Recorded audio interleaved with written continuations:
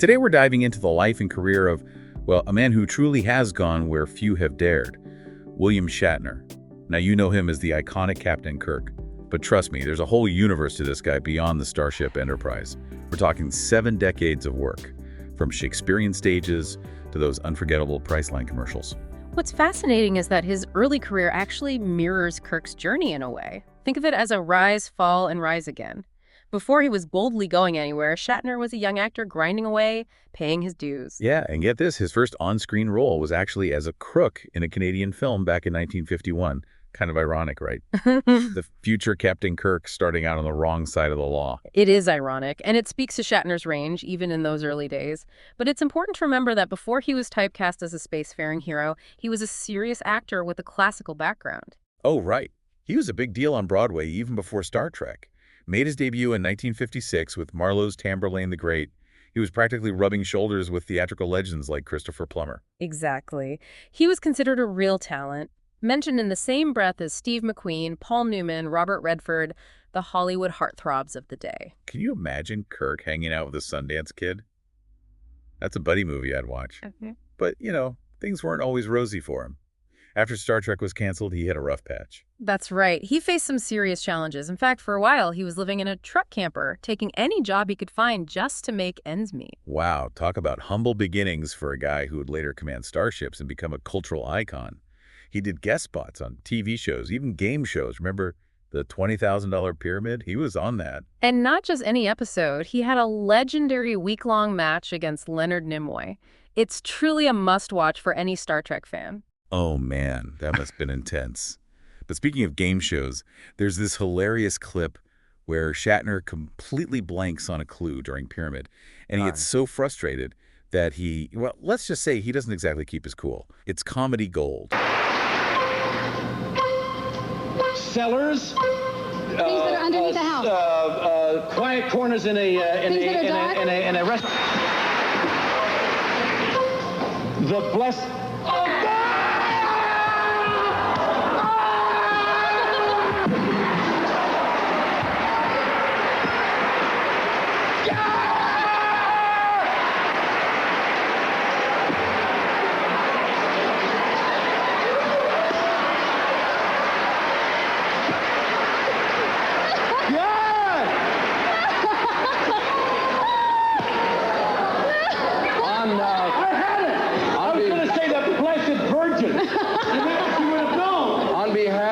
Staff of the $20,000 Pyramid would like to present you with a virgin! We'll be right back. I am so sorry. I had it. I was going to say the Virgin Mary. And I said the Blessed Virgin Mary. He's always had a bit of a playful, sometimes dramatic personality, but that clip really shows that even through those tough times, he never lost his sense of humor. It definitely makes you appreciate how he clawed his way back to the top. Yeah. And speaking of clawing back, he had this really cool, gritty sci-fi series called Tech War, which is totally different from Star Trek. Tech War was pure Shatner through and through. He created this whole cyberpunk world, blending detective noir with futuristic tech. He wrote the novels himself, then became a series of TV movies, and eventually a full-fledged TV show. Yeah, and he didn't even star in it as the main character. He played the boss and even directed some episodes. What I find really interesting about Tech War is that it kind of reveals his desire to break free from that Captain Kirk mold and create something entirely his own. You're absolutely right. It's a testament to his creative spirit, his need to constantly explore new avenues beyond just acting. He was writing, directing, building worlds, a true multi-hyphenate before the term even existed. And that brings us to his music career.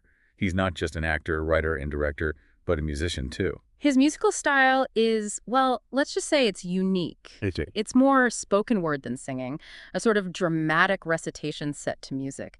Think of it as Shatner taking classic songs like Bob Dylan's Mr. Tambourine Man and giving them a whole new theatrical spin. I remember his first album, The Transformed Man. It came out way back in 1968, long before that Rocket Man performance at the Saturn Awards. It's definitely an experience. Speaking of experiences, I'm curious, have you ever listened to any of Shatner's music? Let us know in the comments. Hangry. Hangry. Totally. And we're looking at their online shop today, and it's pretty wild. Got like everything you could think of, from t-shirts and sweatshirts to candles and stickers, and they've got, all this stuff with this really fun, like, food-themed kind of spin on it. Yeah. It's interesting how they've taken, what's a pretty negative emotion and spun it to be something. To be something good. Yeah, like something relatable and fun. We're back, and I wanted to pick up on Shatner's relationship with Star Trek fans. It's been complicated, to say the least. On one hand, he's embraced the Trekkies, attended conventions, and acknowledged the huge impact Star Trek has had on his life. But there's also been this push and pull, this tension between appreciation and, well, maybe a bit of exasperation. Yeah, remember that famous Saturday Night Live sketch where he tells a room full of diehard Trekkies to get a life? It was brutal, but also hilarious, especially coming from Captain Kirk himself.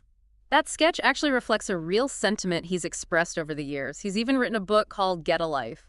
He seems to grapple with the intensity of some fans' devotion, the way they blur the line between the character and the man. It's like he's both flattered and a little overwhelmed by it all. But you have to admit, he handles it with a good dose of humor. He's always been incredibly self-aware, willing to poke fun at himself and his image. Absolutely. Think about his role in Airplane 2, the sequel. It's pure satire playing on those classic Kirk mannerisms. He's in on the joke, and that makes it even funnier. And speaking of being in on the joke, his Priceline commercials are a masterclass in self-parody. That over-the-top, pompous version of himself is pure genius. He took what could have been a cheesy endorsement deal and turned it into a whole new persona. It's brilliant. And let's be honest, those commercials probably made him a fortune. But beyond the financial success, they show his willingness to adapt, to reinvent himself.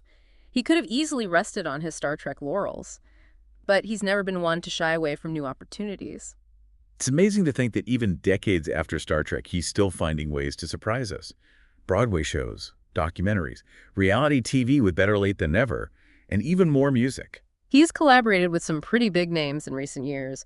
Ben Folds, Brad Paisley. It's clear that he's stayed curious, still eager to experiment and push his creative boundaries. But I think the most remarkable thing is that 90 years old, this man went to space. Space. Actual space.